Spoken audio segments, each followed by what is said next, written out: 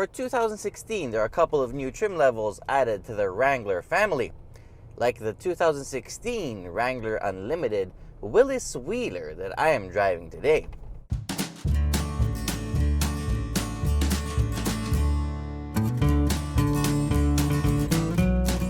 The first problem you're going to notice is that it's way too clean. It features upgraded hardware for a more enhanced off-road experience, like the Dana 44 rear axle with a 373 ratio and its locking ability. It also comes with high-gloss black wheels that have BF Goodrich KM Mud Terrain LT 255/75/17 tires on them. The Jeep Command Track 4x4 part-time 2-speed transfer case with a 2.72:1 low-range ratio helps you get even more off-road, and coupled with a 5-speed auto, it works really well. Other design cues are the rock rails, Jeep trail-rated kit that includes a D-ring, toe strap, and Jeep-branded gloves. Setting it apart from the other models are also the decals on the front hood, the coolest four-wheel drive sticker you've ever seen at the back, and of course, a high-gloss black front grille. I just love this Jeep culture everywhere. I mean, you get the Jeep logos everywhere, you get the Wrangler grille, you get the tiny little Wrangler that's climbing on rocks everywhere. It's crazy. I mean, I love how branded this vehicle is. The Wrangler is the closest thing to a military vehicle you can buy today. So when you're buying one, you need to understand that it's special. It's uncompromised. It's unconventional. So everything about it just doesn't follow the modern trends. And all this quirkiness is what you have to learn to love. It's bumpy, it's noisy, it's occasionally drafty.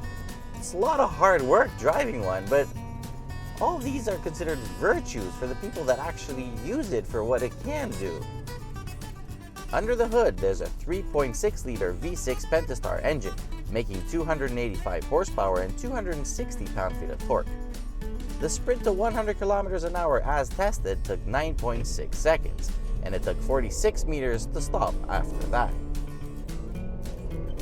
Performance is more than adequate for what you need on-road, but the engine is clearly tuned towards a torquey delivery, so it helps you off-road. Fuel economy is pretty decent for what it is. I mean, you are moving all these axles, differentials, and the boxy shape doesn't help, and the knobby tires don't help either.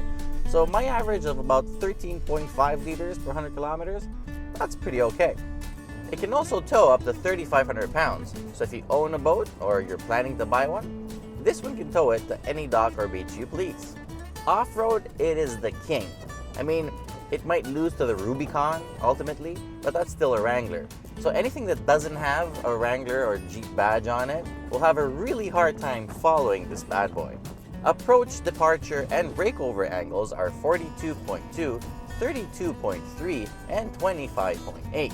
Needless to say, those numbers are best in the class. And it's not only about numbers. I mean, this thing makes off-roading seem really easy. It really does.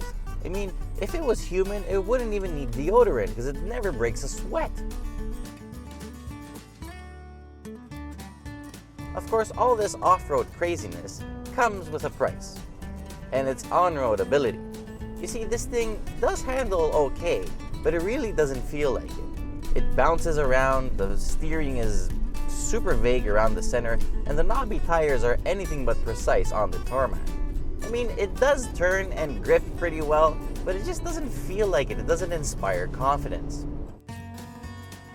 It is roomy enough though for a daily driver. The back seats have decent legroom and really good headroom, and the trunk is way bigger than any other mid-size SUV on the market. You know, owning a Wrangler is quite a lot of fun. I mean, the next thing you know, you're joining some kind of off-road club, you install CB radios to talk to your friends. I mean, even when they bump into each other on the road, they always wave. It's very social. It's great. At about $45,000 Canadian and change as tested, it's about 10 grand more than its base MSRP. The Willys Wheeler is really the looker. I mean, it really looks cool.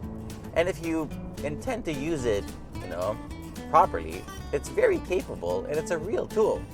if you buy one just to be cool and boom around in the really good Alpine sound system, you're going to get tired of it pretty quickly. But when you decide to sell it, you're going to be really happy to find out that the Wrangler is a residual value champion. So you're going to get most of that money back.